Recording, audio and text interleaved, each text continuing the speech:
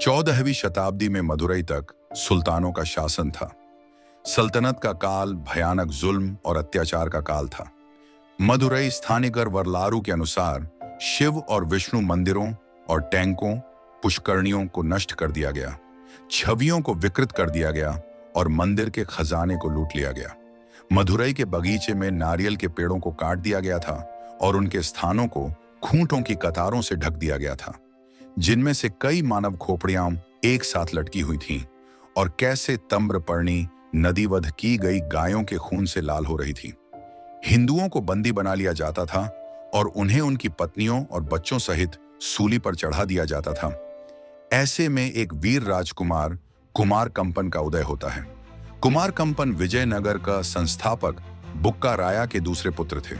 गंगा देवी, जो कुमार कंपन की पत्नी थी, ने अपने मधुरा विजयम नाम पुस्तक में लिखा है कि कांचीपुरम में उनके प्रवास के दौरान पांड्यन देश की देवी कंपन के सपने में प्रकट हुई और उन्हें तमिल संस्कृति के संरक्षक ऋषि अगस्त्य द्वारा उन्हें सौंपी गई पांड्यन संप्रभुता की शक्तिशाली तलवार दी और उनसे उसे धर्म की पुनर्स्थापना के लिए निडर होकर उपयोग करने का आदेश दिया।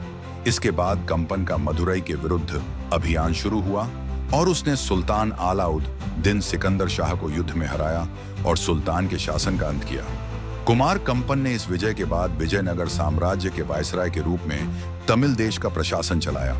इस प्रकार कुमार कंपन को पांड्यन राजाओं के वैध उत्तराधिकारी के रूप में मदुरई साम्राज्य में हिंदू संप्रभुता बहाल करने का प्रतिनिधित्व किया जाता है। सोमप्पा, गोपन्ना, विरूपाक्ष और सालुआ मंगी कुछ प्रसिद्ध सेनापति थे जिन्होंने कंपन को उसके सैन्य अभियानों में सहायता की थी।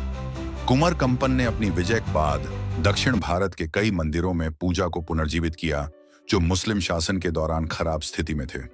उदाहरण के लिए मदुरई का मीनाक्षी मंदिर, जो बिना किसी पूजा के बंद था, सार्वजनिक पूजा के लिए फिर से खोल दिया गया। उन्होंने उदार अनुदान देकर कांची के ऐतिहासिक कैलाशनाथ मंदिर में पूजा को पुनर्जीवित किया। उन्होंने मंदिरों के मामलों की देखभाल के लिए अधिकारियों को नियुक्त किया और मंदिर से जुड़ी विभिन्न गतिविधियों को पुनर्जीवित किया और मंदिर के सेवकों के बीच लंबे समय से चले आ रहे कुछ विवादों को सुलझाया और उनकी शिकायतों का निवारण किया।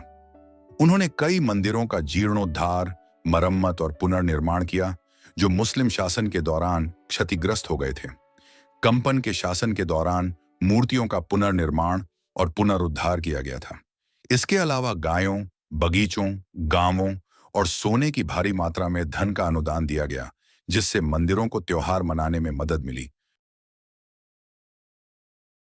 Press the bell icon to subscribe to my channel.